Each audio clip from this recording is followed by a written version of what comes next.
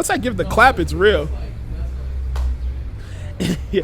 Even though you started recording before the clap, I close was like, all right, we're back. Lose my leg. I don't wanna.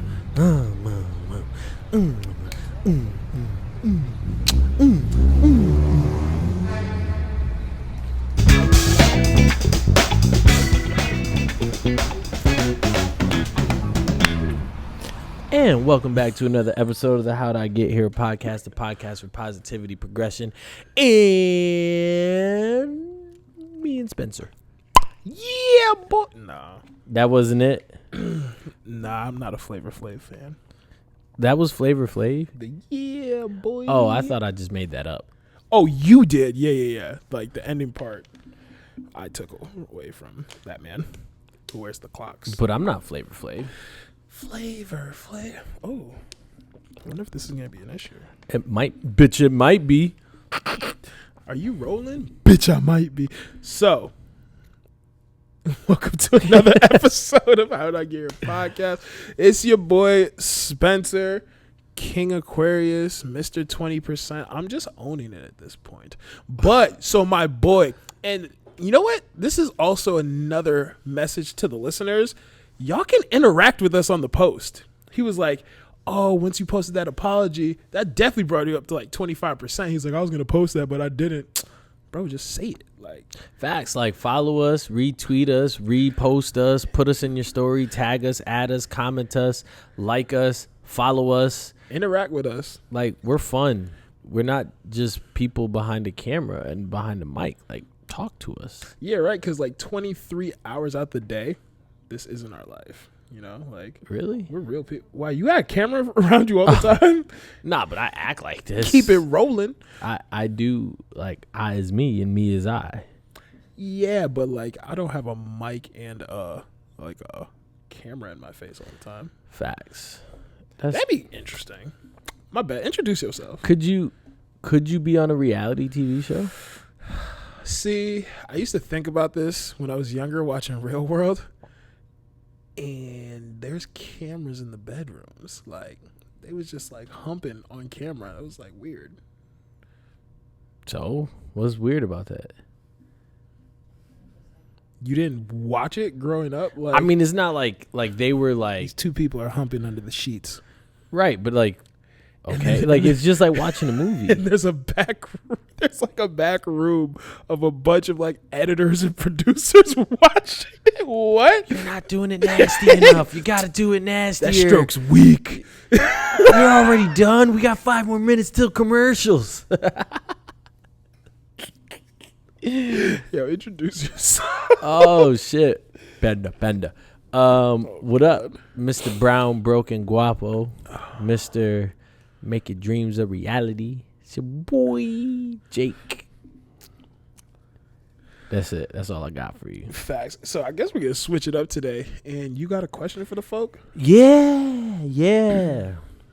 I don't know what it is this time. Could you marry someone who did not want to take your last name? Why or why not? This is interesting. So, you know, our friend Jen, you knew her longer, I know. Hey, Jen, come on the show. Braid your hair in 4th grade. That is true. Yeah. I feel like she's better behind the scenes, like with kids. But so she brought up a really good point that her doctorate is tied to her current last name. And there's a lot of work to go into changing that. So if she gets married, is it her changing her last name or you taking their last name? What was the question again? Well, I guess to you as a man, yeah, right? Could you marry someone who didn't want your last name? I guess in her respect, she would be taking the last name. Got it. So who didn't want my last name? I'm cool with that as long as my kids get it. I don't care about your last name. See, so I was thinking about this, like, I forgot how the idea popped in my head. This was like last week I wrote this shit down. And I guess, like, for me, it's like, nah, I wouldn't want to be with someone that didn't want my last name, right? But then it's like, pride is the devil. well, then that's the thing. It's like, why, right? Because, excuse me, it's like, why? It's definitely an ego thing. You get what I'm saying? Because, like, if you look at why taking last names began, it was like way back when, and it was like a property thing. You know what I mean? Yeah. So it was like Ashley now became property of Jacob. You know, like, and I don't know about. I knew there was something going on here. Like in, I don't know about other cultures, but like I know like in the Puerto Rican culture, it's like you would be like Ashley Taylor de Conde, right? Which would mean of Conde. You taking my last name would mean like you of me. So back then it started off as like a property thing. You know what I mean? Yeah. Whereas now it's like, if you don't want my last name, it's like that's us coming together. And for me, it's more of an ego thing. And it's like, why does it bother me so much that you don't want to take my last name? And I know some people are like, oh, maybe I'm the last whatever, you know what I mean? Or I take pride in who I am too. And it's like, are you losing part of your identity by giving up your last name? Well, I think you kind of hit the nail on the head. It's a culture thing. Because Africans and their culture, like, they don't take each other's last names, depending on what tribe you're from or like what country you're from. Mm-hmm. I can't speak to this as fluently as I should be able to because I've had it explained to me a few times. But yeah, they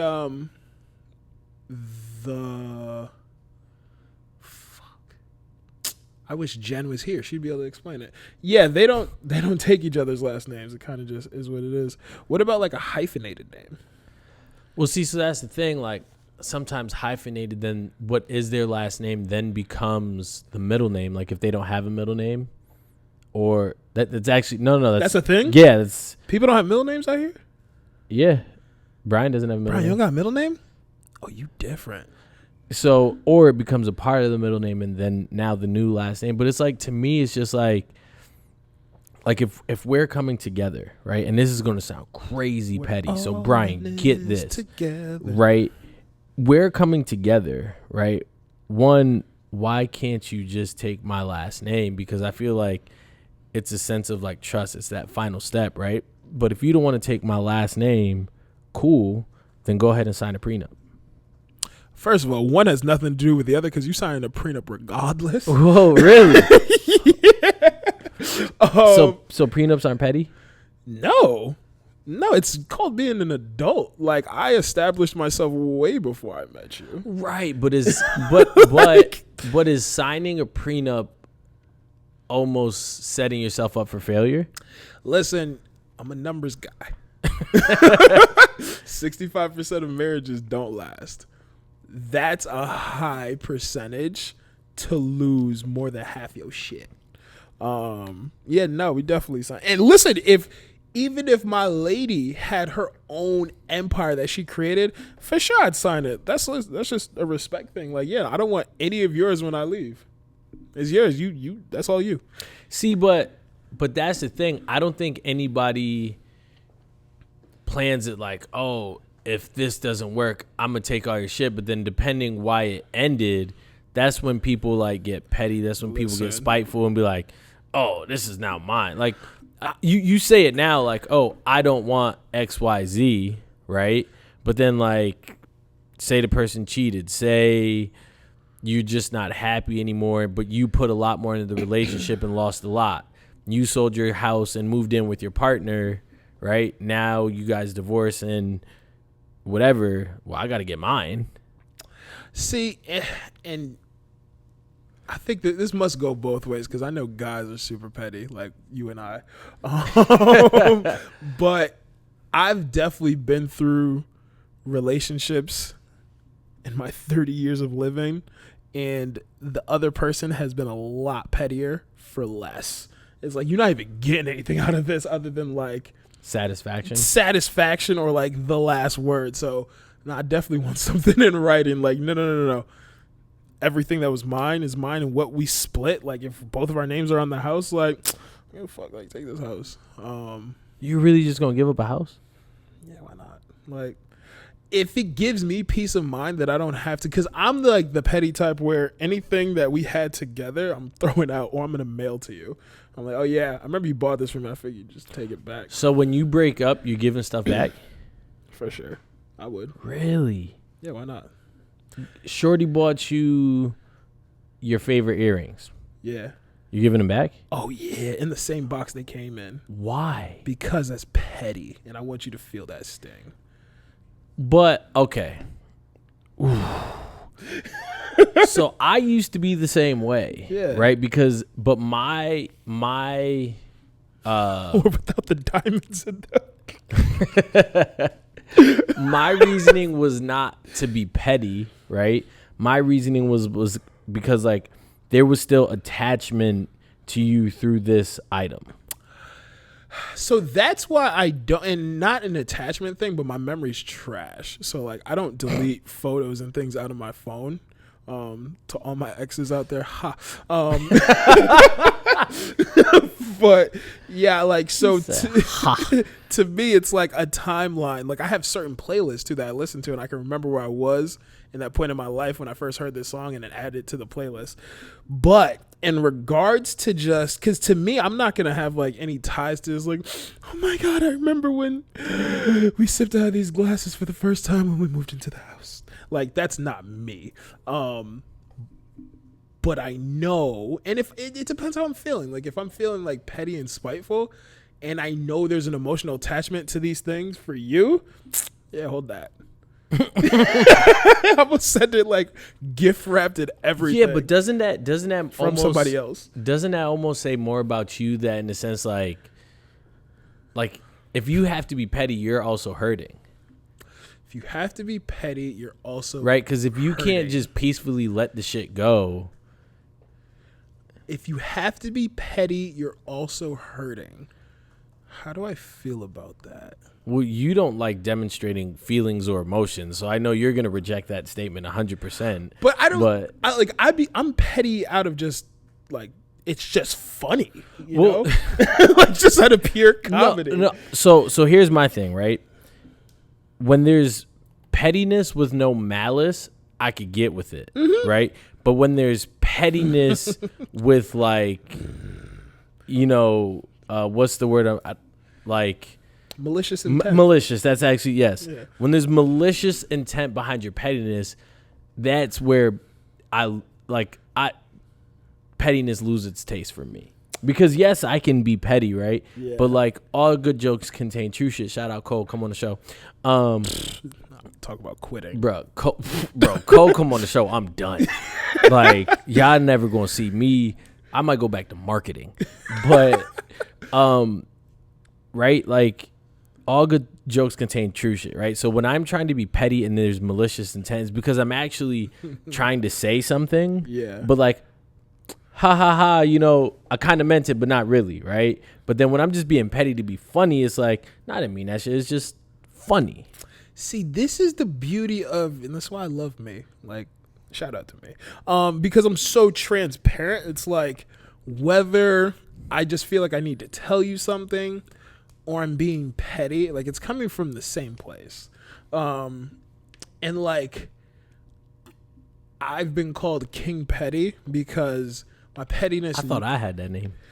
Yeah, but you see, yours isn't like to the extent of mine because mine knows no bounds. I was say, my nigga said I have no lines. Yeah, because and this is like one of the things where I don't know, like when people would like joke or like, you know, you start getting at each other.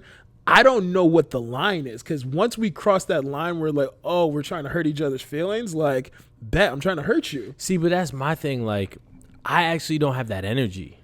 You know what I mean? Because I was younger, but yeah. No, right. But that's a great point. Because when I was younger, everything's a go. EAG, like everything's a go. You getting broke. Everybody, I'm going in, right? Yeah. Whereas now it's like the second my peace is disturbed, like I don't got the energy. I don't got the time. Like if you want to out asshole me, you're not gonna win. But it's like I don't have the time for that. You get what I'm saying? Sometimes I do. Not always, but like, so, you know what it is sometimes, because I'm so peaceful all the time. Like, you forgot I know how to be violent, and I enjoy it. Like, I purposely don't act a certain way because I actually like it. So like I do it in like certain phases.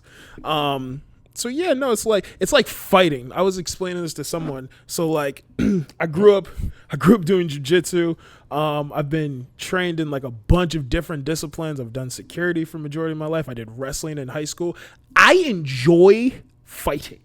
Like, it is a fun activity for me. This nigga's crazy. But that is a guy that is not right in the head. But like, no. That's them UFC guys. I'm completely sane, because when's the last time you see me get into a fight? I'm the calmest person in these scenarios. But when that switch is flipped, I promise you're happy that I'm on your team. That's my guy. He came with me. But like people, they just don't understand that. And like, they push your buttons. Like, yo, just because I've been nice and cordial and peaceful to you, you must have forgot, like, no, I enjoy being an asshole. So like, now I got to show you. Let me ask you something. How, and your line of work is different than mine. Yeah. But how frequent does sarcasm play a role in your everyday life? And the reason I ask that is, right, because like you said, people might forget, like, yo, I could be an asshole, right? Mm-hmm. But for me, it's like, I'm actually sarcastic 87% of the time. So you didn't forget that I could be an asshole because I already was. I'm not very sarcastic. My play is that I'm going to point out something you did that you might not have noticed you did. And I'm going to do it in the moment. Or like, if I hear a fluctuation in your voice, I'm hearing some immaturity. And like, I'm calling you out on it. So it's like, I'm not sarcastic. I'm very direct. I'm sarcastic like with my friends, and I'm like joking, kiking, caca shit, what you say. But sarcasm? No, yeah, because people are looking for me to be direct. Like, I'm typically the foundation to like what's going on, and they are looking to me for insight. They don't want me to be like joking and sarcastic all the time, unless we have that type of relationship. Right. But yeah, not often. My colleagues for sure. You're sarcastic with them, or you're more direct with them? There's some sarcastic jokes. Yeah. I was very sarcastic as a kid, but I think it was like a defense mechanism. Ooh, talk on that. I like when Spencer talks about his childhood and defense mechanisms, because it's like, ooh, we're getting into the nitty and gritty of him. So yeah, I mean, because sarcasm's literally, not talking about you, but typically sarcasm's for people who aren't bold enough to say what's really on their mind, so they need to say it in a joking way or like a backhanded way, which like I used to do a lot when I was younger, and then I grew up and I was like, the truth is a lot more fun. Like, I like the reaction the truth has on your face. But you know what's beautiful about that? Aw. Because now as an adult, I agree with everything you said. Mm-hmm. But when you throw the sarcasm in there and you're often serious, motherfuckers don't know if you're sarcastic or serious. Oh, yeah. So then they look at you and it's like, now the ball's in my court because now I'm throwing you off. But now I'm also sarcastically serious, and now you were all fucked up. But that just means like they're not that close to you anyway, so like, who cares? Facts. Like, yeah, like if you don't know, and that's a big thing about me. Like, if you don't know my intentions behind like our friendship, relationship, or anything, and you question certain things that I feel like should never be questioned about my character, that says all I need to know about you. Questioned about your character at this stage in your life. 31, right? 30. Keep 30. aging me. My bad. Saw gray hair. At 30 years old, and obviously, what do they say? Like every 7 years, you're always growing, you're always changing, some bullshit like that, right? Something like that, yeah. So, but at 30 years old, you know pretty well who you are, right? Yeah. More or less, mm-hmm. Right? You're always growing and stuff like that. I know more than I did at 29. Facts. Fuck, there was a point to that question. So you knowing yourself, if mm-hmm. anyone does question your character, questions you, mm-hmm. how does that make you feel about you? Or like, I love this question. And the reason why I love this question is because I've been taking a lot of notes for the podcast. So I have a similar question that I brought up for myself. If someone questions my character and they genuinely want to know and I explain it to them and they don't believe me and I continue to explain myself, then I'm just like, I really don't care anymore. Like, I already told you the truth, and for some reason you don't want to wrap your head around the truth. And now it's just like, I'm not going to defend myself, like, for you not believe, like we too old to be lying about shit. And like when people insinuate I'm lying or being dishonest, where it's like, nah, it's like my favorite thing to do. Then I get like, you know what? Why am I even arguing? There's a Jay-Z quote that I should pull up, but so how does, and like this word's been like lingering in my mind for like this whole conversation, right? Mm-hmm. But how does ego play into that? Because for me, right, at 29 years old, I ain't 30 yet. I feel like, and we kind of like went over this before, but like a lot of my life, like playing through sports, I always felt like I had to prove myself, right? And I had to like, all right, this is what I have to offer. This is who I am. Yada, yada. Like that's the nature of sports, right? Every tryout you go on, every team, every country, I had to prove myself, right? And part of it then was like, all right, I already did this. I've achieved this. And I got a sense of entitlement, and that was my own fault, right? But now at 29 years old, it's like, I actually don't feel the need to prove myself anymore. You know what I mean? And I don't know if that's an ego thing or just a me problem, because it's like, I do not, to your point, like if you're questioning my character, if you're questioning me, my morals, my standards, you actually don't know me. You get what I'm saying? And I don't know if that's an ego thing or if it's just like, all right, bro, what do we, you get what I'm trying to say? Yeah. So I guess my question there is, because it's funny, like, because I have to prove myself every day. Like when I talk to a new person, and I try to. Do you get excitement out of that? Sometimes. Or is it exhausting? To me, it's pretty, and I used to get asked this question, and I never knew how to answer it. Like, hey, what are you excited for this week? Friday. I mean, what's a Friday to me? Facts. So, like, I'm just so neutral. Like, my baseline is mellow and calm. It's like, what am I excited for this week? Like, I'm excited to meet new people and figure out how I could solve a problem for them on the fly. But that's me. Like, I have to prove myself to this person. This person doesn't know me from anyone else. So within 5 minutes, not even, within 2 minutes, I need this person to understand what it is that I do, have some type of trust in me so I can earn another 2 minutes of their time. And then from there, I need to solve problems on the fly that have been stemmed for 30 or 40 years in the making. So for me, it's like I continuously have to do that. And then I guess my question is for you, like if you don't feel the need to prove yourself anymore, and you said this person obviously doesn't know you, so at what point, I guess, when do you feel the need you do need to prove yourself? Because not everyone's going to know you. Like, you're a very in-depth person. It takes some time well, that's, to get to know you. Right. So I guess to that respect, we're talking in what avenue do you know me, right? Because at the end of the day, very surface level, if you could look at me, soccer coach, behavior tech, podcaster, this, that, blah, blah, whatever, right?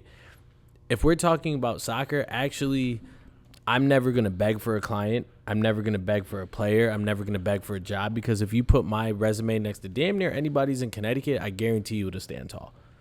Yeah, but I don't think there should be any begging. But you know what I mean? Like, I'm not going to try to convince you to like hire me as your coach, your trainer. I'm not, when it comes to soccer, because it's like, I've done this. You can, my work of art, or my work of art, yeah, in a sense, like speaks for itself. So that's and then from there, it's like, oh, hey, I see this guy's done this. This guy's done that, blah, blah, blah. All right, now let me sit with him. And then once you sit with me, I know I got you. Because you have one conversation with me, you're going to want me to train you for the rest of your life, right? But there's certain things that it's like, no, I've already worked so hard. Look at my shit. Van Gogh, right? Mm-hmm. He didn't, after a while, it was just like, yo, I want a Van Gogh. I want a Banksy. You know what I mean? I want a Basquiat. Granted, I'm not Van Gogh, Banksy, or Basquiat. But with all that being said, like, when it comes to coaching, when it comes to podcasting, like, we do this shit. I do this shit. You know what I mean? Go look at my work of art, then let's talk. So I like that. And maybe that's arrogance. Maybe that's ego. Maybe that's confidence. I think it's all of the above, and you just have to be. Maybe it's, I can't fuck with me. I don't know. Arrogance, ego, confidence. Yeah, so I think it's all of the above. It's just up to you how you filter or how you scale those percentages, right? Because if it's I don't know, 50% confidence, 25% ego, and 25% pride, then I think there's some like sifting that we need to do there. But you followed up with it well, because I was going to say, well, if someone just looks at your resume and without talking to you, because like every coach, every accomplished person has that. Well, you have to have a specific culture. Like you can't just throw star athletes into any system and them stand out. Like you gotta like be able to work together in some way. But so I don't know. I just maybe because I'm so conditioned to do it, I don't have a problem. I do like it. I do like it because once I get that satisfaction at the end, they're like, wow, you just taught me a lot. Yeah, like what are the next steps? How do we move forward? Now I'm like, oh, okay, cool. Like it's validation. It's like, all right, everything I've been doing up until this point, like it made sense. Right, but wouldn't you prefer everything you've done to this point do the work for you? I mean, yeah, but I don't know how realistic that is. Ain't nobody going to Jeff Bezos and questioning him. Yes, they do. That man paid $700 in taxes last year. You don't think niggas got some questions for him? Yes. Yeah, but ain't nobody going to him and being like questioning. If Jeff Bezos comes and says, I'm building a fucking water-based rocket ship that's going to get us to the moon, they're going to be like, all right, bet. So, and granted, again, I'm not Jeff Bezos. Yeah. But no, I think where you're wrong is these people get questioned even more because it's like, what about you? It's like Elon Musk. And a lot of people don't like Elon Musk, and I don't understand. I think the man is a genius, and he's just I just smacked the shit out socially awkward. Like I think he has Asperger's, so he's like that's why he's so like good at what he does. Interesting. But yeah, people question like his methods all the time. I feel like if you're not being questioned, then you're probably not that good. Like because you have to. If you feel like you got to a place where you shouldn't be questioned for your work in order to get a role or move forward, then you're not shooting high enough. Because you gotta keep progressing. You gotta keep going to another level, and then that next level is gonna demand more from you. And you gotta prove yourself. So that's the thing. It's a sense of entitlement, and that's a great point, right? And again, I keep throwing these big names out that I cannot relate to, but yeah, I don't know art. Well, no, because even like the Kevin Harts of the world, right? There comes a point, right, where instead of auditioning for jobs are auditioning for you. Yeah, some people write scripts for these people. You get what I'm saying? And it's like, for me, yeah, right? It's like on a smaller scale. Kevin Hart. Like, I see what you did there. on a smaller scale, like, I actually know that you can't fuck with me. Yeah, but that person doesn't know. And sometimes you got to let a motherfucker know. No, right. But you would not be sitting here in front of me if you didn't know that I was the best. I need context. You're not offering me a job, a position, an opportunity, asking me to do anything if you didn't believe in my dream, believe in my goals, believe in my path, believe in the fact that I could complete this job. But that's what like I've interviewed a lot of bad people before. Like I think we're talking about two different things. I think so too. Yeah, because I actually haven't interviewed for a job in a while. That's fair. I don't know if I can legally say that. I'm batting 100%. If talk about pride, I pride myself on this fact. I've never gone to a job interview and not left for the job. Either I don't get the interview and like I don't get the opportunity, but once I sit in front of you, to your point earlier, like once I get to talking, like I know I have the job. I've just never been denied a job, and luckily I don't think I'll ever need a job again. But also, and this is like irrelevant at this point because we already talked past it.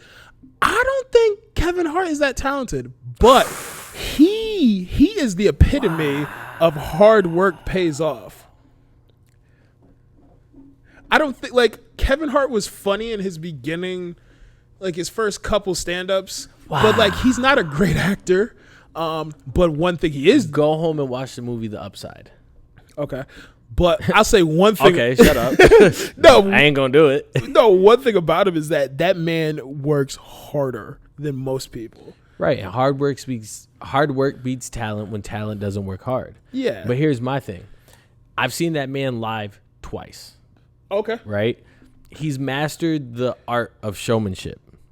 Okay. You get what I'm saying? Like, seeing him live is like, wow, this man is a true, like, performer. You get what I'm saying? Like, he might not be funny to some people, but he's going to get you to laugh. He's going to get you to laugh. Something about that speaks volumes. You know what I mean? And he, like you said, and I am a big Kevin Hart fan. However, I also believe that I am a big fan because of his hustle. Yeah. You get what I'm saying? I'm not taking anything away from him, but like right. In the scale of like, he's not the best comedian. He's not the best like actor. He's a great business person. But then there's the people that say like, oh, he's very one-dimensional, right? But it's like, oh, he acts the same role in every movie, but so does Vin Diesel. You know what I mean? So it's one of those things that's like, and that's why I said watch The Upside. Watch his Netflix short shit, The True Story. Okay. You know what I mean? Like, he's not actually trying to be funny. He's actually acting. It's like, wow, this shit was actually good. I don't think he's one-dimensional. I think he's a jack of all trades. And if he's mastered anything, he's mastered comedy. But it's like, maybe like obviously watching it from the comfort of my own home, like watching Netflix. It's not I mean, he's funny. Like he like I get some good laughs out of it. But I guess watching his podcast is that the heart? Yeah, right? It's like yeah. The conversation. And my thing is like, it's just because of your status, you're able to get all these people on your podcast or on your platform, and I don't know, the questions are just so superficial. And again, I'm not shitting on you, Kevin. I just, as I get older, I'm like, yeah, man, like hard work pays off. Hard work beats talent when talent fails to work hard, and he is the living proof of that. There was something I posted on Instagram yesterday, right? And it said, paraphrasing, of course, because you know my memory's shot. Like basically saying like, enough biting off people like what they do and taking it as your own, and how about we start giving people the compliments and the credit that they deserve. Yeah. Does that make you a hater? Does that make, if someone's biting off of you? Yeah. No, because what did I say? Like, do you like, must you have the credit? No, I mean, someone copying you is the highest form of flattery. So it's like, and you gotta think, everyone does it. Like, there's really no original thought anymore.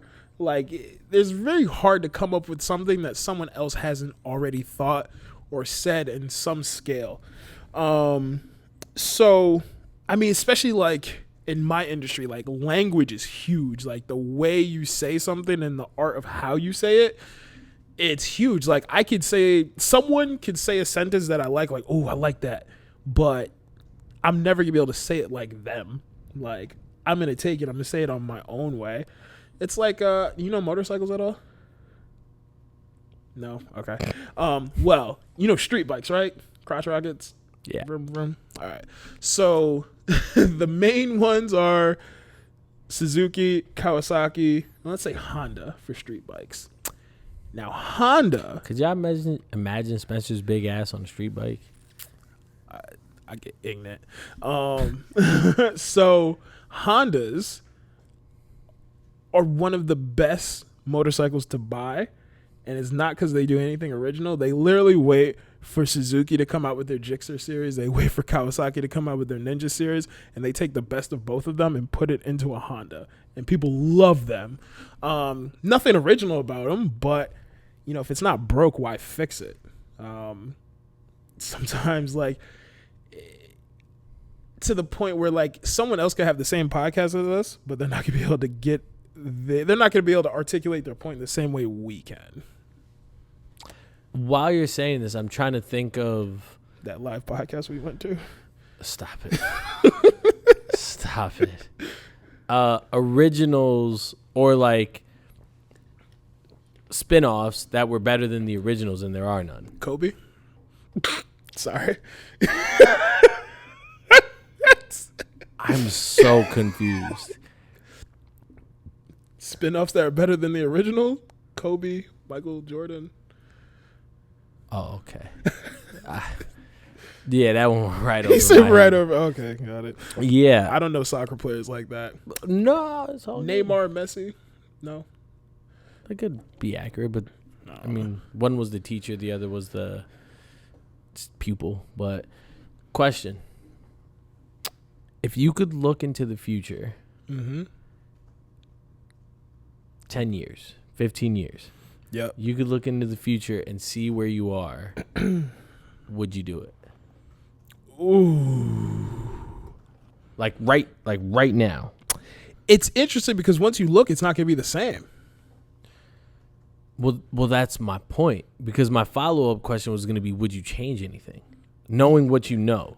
You would change it. Like, I think once you know, like, inevitably it's going to be changed. Well, not necessarily because, and this is like one of those space-time continuum shit. Like, I feel like I'm in the Avengers. But, like, say we know you don't want this future, but Spencer is married with 3 kids, a nice big house, and all that shit. What about this don't I want? You want 15 kids to carry your lineage and be fucking kings in fucking Australia and shit. We had this conversation. Got it. Okay. Everything's, I mean, but that picture sounds nice. No, right? So, like, Fire. that's the life that, like, oh, shit. Mm-hmm. That's what I want, right? But you also don't know what got you there, how'd I get here. You get what I'm saying? So then it's like, are you more conscientious of your actions? Are you purposely trying to do things, change things? If you didn't like the future that you ended up in. Yeah. If I looked 10, 15 years out and I was broke, man. Because, but even to that point, I'm broke, right? You also don't know what led to that. Yeah. So maybe the decisions of, oh, I can't get broke lead you to then being broke. Have you seen Umbrella Academy? Yes. Oh, okay, got it. Last season was fucking confusing. Yeah, I got to rewatch the second season, but so this is what like 5 was trying to do, because the man saw the future and he's like, I'm trying to make sure this shit doesn't happen and y'all just run around doing your own thing. Would I look? Oh man, I don't think I would. You know where I struggle with this? I think every day, like, I firmly believe that, like, you are where you are, like, where you're supposed to be, and everything happens for a reason. Like, I understand all that, but I find myself frequently questioning, like, am I on the right path? Am I doing the right thing? You know what I mean? And it's one of those things of, like, damn, why is this happening? Or, like, you know, you go through a relationship and it's like, damn, I shouldn't be in this relationship. I should end this. Or our relationship is struggling. I should just go be a better person. You know what I mean? And it's like the answer is always right in front of you, but we always don't take the easy solution. You get what I'm saying? So then it makes me wonder, like, damn, could I just look a year ahead, 5 years ahead, 10 years ahead to know, like, I'm doing the right thing. I'm doing the right path. Although I do believe I'm where I'm supposed to be. Yeah. So, and I wish I knew where I got this quote from, but I heard it and just wrote it down. Your destiny is not tied to anyone who left. So to your point, any relationships or like bad blood or things that went left, you know, if they were meant to be in your life, they would be. Okay, but it's up to you how long you hold on to that. Yeah, I think you know me, it's out of here. I think honestly, I think this is probably and you're probably at that point because I went through it when I turned 30. Like, you're gonna turn 30 in a couple weeks. Nigga, I'm turning 21 in 6 weeks. So stop playing with me. When I turned 30 in February, I really thought about my 20s and like what cultivated who I am today. And then I also viewed where I want to be in 10 years because I feel like my 20s flew by. And to the point earlier, I was scrolling through my phone and I was like, wow, this was me at 23. Like, I was living a wild life. I think just a recalibration of what your why is and what type of mark and legacy you're trying to leave on this world. And do you have control of your why? Subconsciously, no. Because that's where the ideal of predestiny and things like that come into play. So it's almost like we are living, and granted, speak to whatever higher power you believe in, right? Mm-hmm. But it's like my life was already predestined. You get what I'm saying? So it's I don't prescribe to that, but I think when you were young, probably between like 2 and 7, your why was established. Like, what I was shitting a lot between 2 and 7. Yeah, but it was like there's probably some distinctions about you that your mom and dad can point out, that there's characteristics about you today that you've had your entire life, and your why, whether you're conscious of it or not, was probably established back then. Like me, I don't know why, I've always enjoyed helping people. Like, I like the feeling, knowing that like I made someone feel better by doing something, like whatever. I've always had that. You can ask my mom. She's like, yeah, no, you've always like, you'll give shit away for people all the time. I always used to wonder why, but it's just who you are. You like helping people. You like the gratification that it brings. But I've had that since I was a little kid. So now it's like, how do I do that on a grand scale? And selfishly, I could give myself this dopamine fix all the time. So you, again, I don't know. Like, I didn't know you back then, but I'm sure if you really like dug deep back, there's like certain characteristics and like common denominators throughout your life that has shaped who you are. I think it goes to motivation. I don't think motivation's enough. I think your why is... Yo, that might be... Go ahead. No. I think your why is just something that most people don't really think about because they get into the, like you call the supposed to be lifestyle. Like, I'm going to work this 9 to 5. I'm going to put food on the table. I'm going to provide for my family. And I'm going to do the best I can with what I have. And the best you can with what you have is literally just your perspective. And it's a very small perspective, not you, like a very small perspective based on like where you're from and like your observations and your opportunities you've had in this world. Whereas like you can really do anything you want. Like, I don't know, maybe it's like the American in me, but like I truly believe America. You can literally be anyone you want. You can literally establish whatever you want.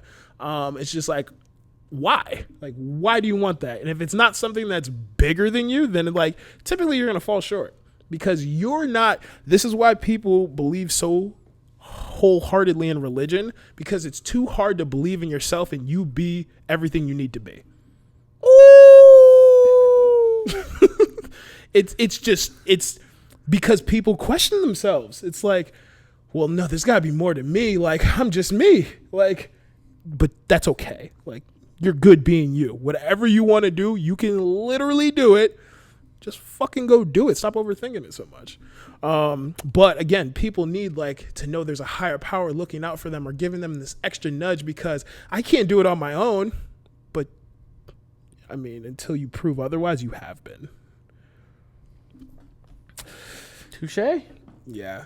Not to obviously down anyone's religion or nah, but it's, I mean, if you look back to the roots of religion, and I've always wanted to actually do a religion episode, but that is very like, that'll be our cancellation. yeah, like, that'll be it. That's it. But if you look back to like the beginning of times, a dope religion episode would be the same way we had the Pride panel. We have a bunch of different religions, and like because I'm sure there's some common denominators we can all talk about. But I'm sorry, go ahead. Yeah, we'll talk about that later. But like religion even stems back to like the cavemen and stuff, where they created religion to like blame things on, because like they couldn't understand why people would get sick, why people would die. God's mad at you. No, but that was literally it. Yeah, you know what I mean? Like when it's raining, God's crying.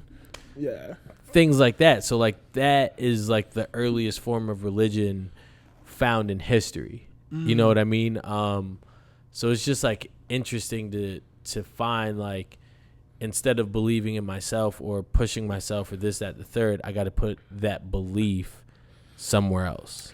And it's interestingly enough, most extremely successful people prescribe to a religion. Like and I think it's mainly just, I think it's a sense of therapy. It's the therapy. It's the meditation. Like prayer is just meditation. Right. It's a form of release.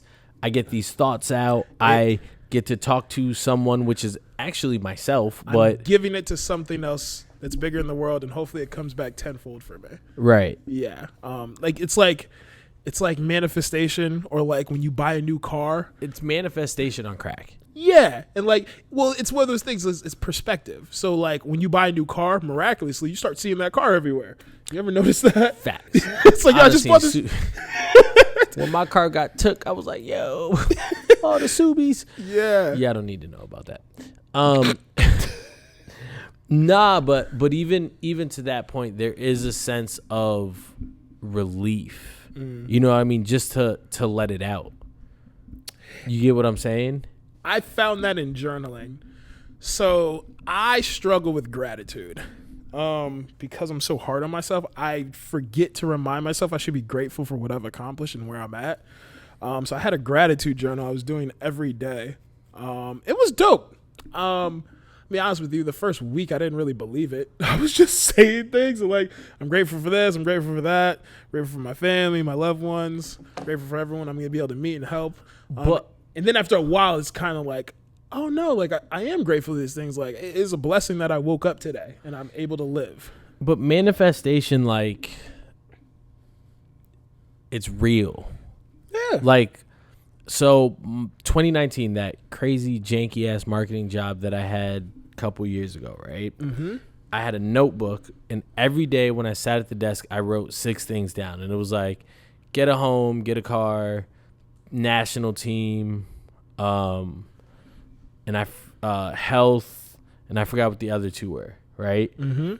Literally within 6 months, all those things happened in a way, shape, or form. You know what I mean? And I, at that time, didn't realize I was really manifesting, but it was like writing it down every day and seeing it subconsciously. I was like, okay, like this is about to happen. Yeah. So, and you just struck a quote in my head that I had to look up. So, which is, whatever you believe to be true, whatever you focus your intention and energy on becomes your reality. So it's just like, yeah, things that are top of mind, if you're naturally thinking about these things, eventually it's going to happen. And yeah, you manifest it, but it's just top of mind. I like that. It's like using cars. If you want to get a GTR, I bet you miraculously, you know, around here, you're not going to find GTRs, but you're like, yeah, I'm just going to go on a drive and chill out. Oh, here I am in Fairfield County. wow, there's some GTR. Wow, so that's what that looks like. People, it's just nice knowing that your dreams are possible and someone else achieved them in some capacity. So once you know someone else achieved it, now it's like, okay, well, what's the blueprint? What did you do to get there? Right. At least you know there's a blueprint. It may not be your blueprint, but it's something to base everything off of. This is why people look up to pioneers and like everyone who's famous or like celebrities in their sports. It's like, wow, you really excel at this one thing. What did you do to get there? Ray Allen, I shot 1,000 3-pointers before every game. Like, right. I mean, shit. That is a very, very good point. I mean, we've actually almost been chopping it up at almost an hour. 48 minutes. That's almost an hour. I was gonna end it because that was actually a really, really, really good point. I don't know if we can top that. Hey, I'm with it. So let's give our quotes. Quote-to-sis. I feel like you got some things to think about. Like you just look like you in deep thought. Like, I'm about to call her. Go home and go to sleep. No, it's always just interesting when we sit down and do this because we never actually plan these episodes. Yeah. But it's like, all right, you know, it just gets rolling and it's just like a genuine conversation. Yeah, that's dope. This was great. Talk your shit and then So 15 minutes of fame. Yeah, I mean, I guess I always like to give folks a challenge. Yo, and if you guys are doing the challenges, could y'all like post it? Like, let us know. And bro, we get good views. We get reasonably. Listen, didn't mean to cut you off. I got my 15 seconds. This ain't my 15 seconds, but I genuinely believe we are the best podcast in CT. Gang. Part of marketing, because I actually have a marketing degree that I don't use, but part of it is paying attention to like what other people are doing, right? When it comes to like certain things, like we do this shit.